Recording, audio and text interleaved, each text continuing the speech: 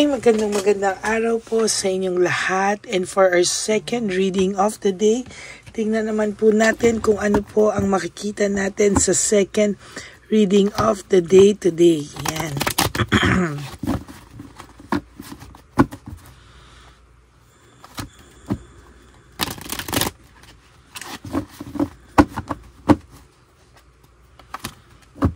Yan.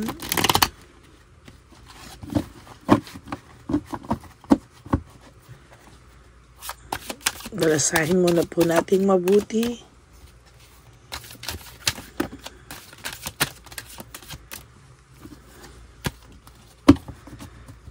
At pili na po tayo ng 10. 1, 2, 3, 4, 5, 6, 7, 8, 9, and 10. Yan. No?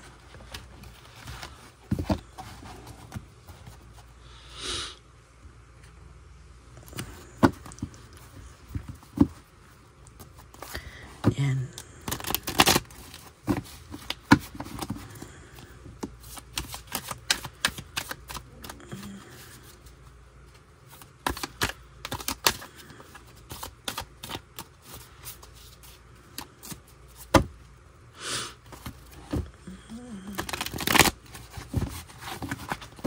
And then, pili rin po tayo ng 10 dito. 1, 2, 3, 4, 5, 6, 7, 8, 9, and 10. Ano po kaya yung makikita natin sa second reading of the day today? I hope napanood nyo na po lahat ng videos natin, recent videos natin sa mga nakaraan, ano?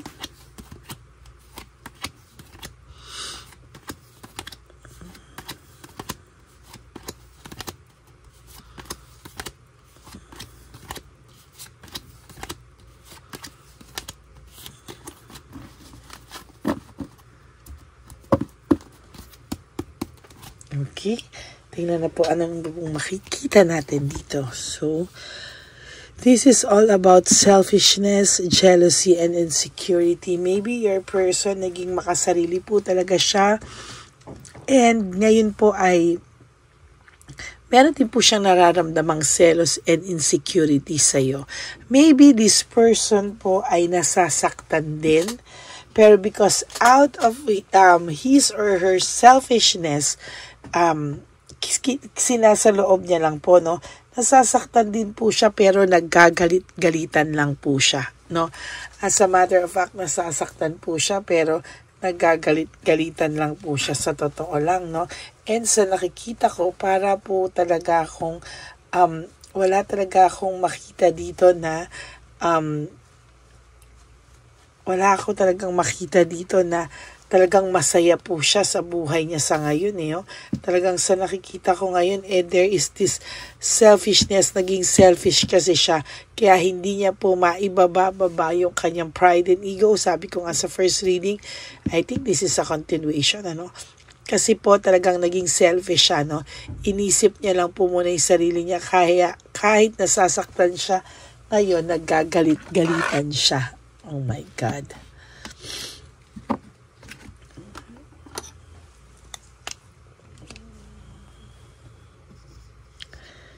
Nasasaktan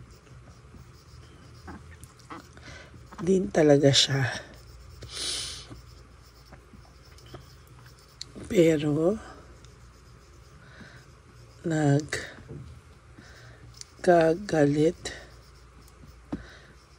galitan siya.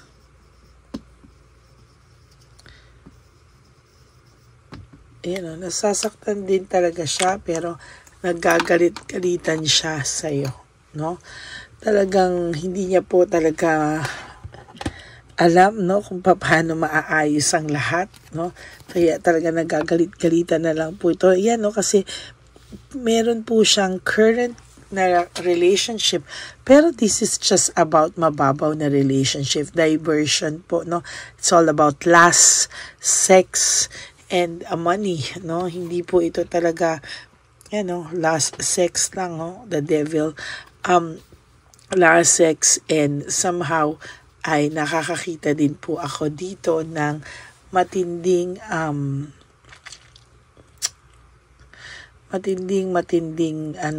dagok sa kanya, no? Parang nagkamali po siya sa mga desisyon niya and hindi niya lang din po mabawi. Oh my God. Sa totoo lang po, sa nakikita ko ngayon ay may punishment po siyang nararamdaman o may punishment po sa kanyang pinataw, no? Meron po siyang mga karma na nararanasan sa ngayon. But because, sabi ko nga mataas ang pride dito, but because of excess pride, kala mo po he or she is just doing well, na okay lang siya. Pero the truth is, hindi po siya okay at talagang hirap na hirap din po siya. Actually, iniinda niya rin po ang paghihiwalay niyo. Broken relationship, broken family, shattered dreams, no? Hindi niya po alam kung paano daw siya maaayos, no? Paano niya maaayos yung sitwasyon nyo. Kasi ang dami niya pong kailangan daw ayusin, bago siya makarating sa'yo. Kailangan niya daw munang harapin yung iba-ibang tao. And dun po siya nabuburden, no? Ayaw niya po talagang tanggapin na siya ay nagkamali. Kahit po siya ay na-anxiety attack na trauma, hopelessness, laging aburido, laging galit, no? Kahit nasasaktan na siya, ang galing niya pong maggalit-galitan, And to be honest with you, hindi niya po alam kung papaano, no? Samantalang feeling niya po ikaw, dahil deadma ka, feeling niya po ikaw ay kalmado, no? Feeling niya po kalmado ka pa, feeling niya po okay ka lang. Hindi niya po alam kung ano po ang mga susunod na kaganapan dito. And I'm sure itong taong to ay nadadala lang po siya sa masyadong acting niya sa buhay, no, na siya ay galit-galitan. There's lack of direction, no? Sa nakikita ko po dito ay may lack of direction po akong nakikita, no? There is this kanina po lumabas din tong lack of direction, talagang wala pa siyang plano, wala pa siyang direction as of the moment. Very dissatisfied po siya sa kanyang buhay at wala po siyang nararamdaman na deep happiness. So huwag kayong kabahan, kahit po ito ay may current relationship ngayon, this is not a deeper joy. Wala po siyang nararamdaman unconditional love, inner joy, wala po talaga. Lack of inner joy nga ay meaning mababaw na kasiyahan and dissatisfied po siya sa buhay niya actually. And nakikita niyo po yan, may loneliness and isolation. Inilalayo niya lang po yung sarili niya, pero sa totoo lang po, there is loneliness and isolation, Para pong, oh my God, yung first card natin, nabunot ko ulit siya, yung selfishness, jealousy, and maybe yung person na to nagsiselos din sa pakiramdam niya ay masaya ka, pakiramdam niya ay okay ka na, you're moving on. Pakiramdam niya po is kaya mo na nang wala siya. Pakiramdam niya, kinakaya mo na, may nag-iba raw sa'yo, no? May nagbago daw sa'yo na parang ngayon is kaya mo na daw nang wala siya actually, no? Curious po siya sa'yo, Naku-curious po siya sa'yo, curious po siya sa mental energy. Ano daw po ang tumatakbo sa isipan mo ngayon? Ano daw po yung so far hindi niya po alam, no, kung ano daw ang nangyayari na sa'yo. At hindi niya rin po alam kung hanggang kailan na daw kakayanin na ganyan yung pakiramdam niya, na naiinis siya, talagang nagagalitan-galitan po ito. Bakit? Kasi hindi niya po matanggap na parang kinakaya mo na daw nang wala siya, or parang kaya mo na daw nang wala siya, no? Sa totoo lang, naiinis tong person na to kasi hindi ka na sa kanya naghahabol, no? Parang deadma ka, no? So sa mga tulad nyo, no, na dapat ganyan po ang pakita nyo muna, yung deadma muna kayo, wag kayong habol ng habol. Minsan talagang mas makikita nyo, no, yung reaction or yung mental energy nyo, no, kahit na deadma kayo, talagang hinahanap-hanap kayo ng person na ito, and somehow, nagagalit-galitan siya or gagawa siya talaga ng any moves, no, na matataas ang pride, no, yung matataas ang pride, kunwari aawain ka sa isang bagay or mabubisit sa iyo or sisisiin ka sa isang bagay. This is a way of pagpapapansin and a way of hindi niya kasi matanggap, no, sa sarili niya na ganon. So in a way, ganon yung mga mangyayari, no? Pwedeng sisihin ka niya, pwede kanyang, oh my God, very, talagang curious na curious siya. Same meaning with different cards. Curious na curious siya sa mental energy nyo, no? Kung ano ang tumatakbo sa isipan mo, ay gustong-gusto niya pong malaman. Gustong-gusto niya pong makita. And to be honest with you, alam na alam niya po talaga, no, na nagmo-move on ka daw ba? Kinakaya mo na daw ba? Nagagalit siya sa'yo every time na feeling niya magmo-move on ka, every time na pakiramdam niya ayos ka na, nagagalit po ito, no? Nagagalit-galitan ito sa'yo, sa totoo lang. Breakthrough, clarity, and sharp mind, sa totoo lang, nakakapag-isip-isip tong taong to, naiisip niya po yung partnership nyo, yung inyong samahan, ay, naiisip niya yung samahan nyo dahil nag-iisip siya sa'yo ngayon, kung nagmo-move on ka na daw ba without him, without her, no, kung nagmo-move on ka na daw ba, no, ngayon niya po naiisip niyo yung samahan nyo, lalo siyang nagagalaiti sa'yo kasi bakit ka daw nagdededma, bakit ka daw nagmo-move on, hindi niya rin kaya, no, pagka umokay na lahat sa iyo, connected ka sa universe, parang pakiramdam niya, kinakaya niya na nang wala ako, dun po siya nagkagalaiti lalo sa'yo, no? Nakakaramdam siya ng loss, grief, pagka-longingness, and self-pity. Ayan, no? Nagkakaroon po siya ng ganyang factors sa'yo, no? Happy memories, healing. Ayan, sa nakikita ko dito ay meron siyang nararamdamang kakaiba, no? Most of the time, ang pakiramdam nitong taong to ay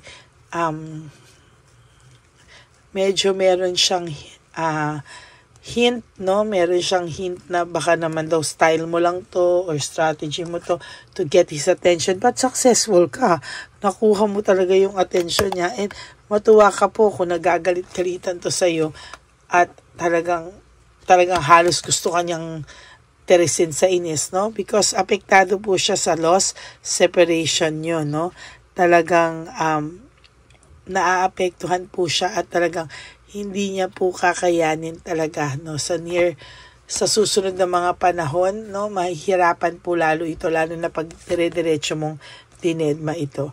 Ang tao pong ito ay greedy, ayaw niya ng possessive, ayaw niya po ng dinededma mo siya. Kaya kung makakaramdam po siya ng confusion, ano, makakaramdam siya sa inyo ng confusion, mabubisit siya ngayon, magkakaroon ng chaos and brutality sila ng third party. Why? Because doon niya po maibubuntong yung galit niya. Okay, so that's it for your second reading of the day. Nasasaktan din talaga siya pero nagkagalit-galitan siya sa'yo, no? Yan po ang second reading nyo for the day. Hayaan mo lang po, magpatuloy ka lang po sa pagdededma. Okay? Again, no, disclaimer po natin, ang tarot card readings po ay wag nyo naman pong gawing basis sa araw-araw ng inyong buhay na ito yung gagawin nyo o ganyan. Tandaan nyo po, this is just a guidance, no? And an entertainment for you and a guidance for you. Wag nyo naman po i-base. Always put God's will sa buhay nyo. You pray hard. And God's will pa rin po ang magpapatakbo sa buhay niyo, okay? So maraming salamat po. And for those of you who would like to have a private reading with me, you can message me po at Ladyly Elena, that's Ladyly Elena. Nasa dulo po yan ng ating video. Diyan nyo lang po ako makakontact. That's my only legit and legit FB account, no? So maraming salamat po sa inyong lahat.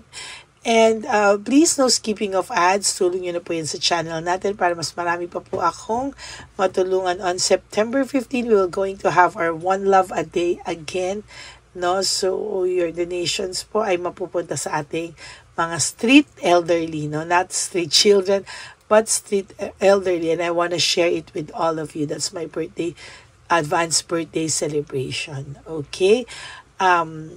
Sana po no skipping of ads, and for those of you who would like to give me a super thanks for this video, I would really love and appreciate that from the bottom of my heart. And sana po napanood nyo na po yung first, second, and third reading natin kahapon bago po kayo mag-skip at pumunta sa reading na ito, no? At sana mapanood nyo na rin po yung first reading kanina bago kayo tumalon dito sa second reading of the day. Maraming salamat po, at ang commitment ko po sa inyo every day is to give you a free and general reading, no? Maraming salamat po na kahit napakaraming nagsusulputan na tarot card readers ay patuloy nyo pa rin po akong hinahanap at nananatili sa inyong mga puso. Maraming salamat po sa inyong lahat. And ang lagi ko pong bilin sa aking mga ever loyal and solid na Lady Elena friends, family, and subscribers, na mahal ko po, ay life is too short. Don't make it shorter by stressing yourself from all the pains and the heartaches na binigay sa inyo na kahapon. Just surrender everything to the divine universe and just let go and let God write your life and love story. I will be back for another set of reading. For your third and final reading of the day, I do hope mapanood niyo po lahat. Sayang po no kung hindi niyo mapapanood, but I hope na mapanood niyo po lahat bago kayo mag-skip later sa third reading of the day. Okay? God bless you everyone. Huwag po kayo malulungkot, and sabi ko nga, just live for today.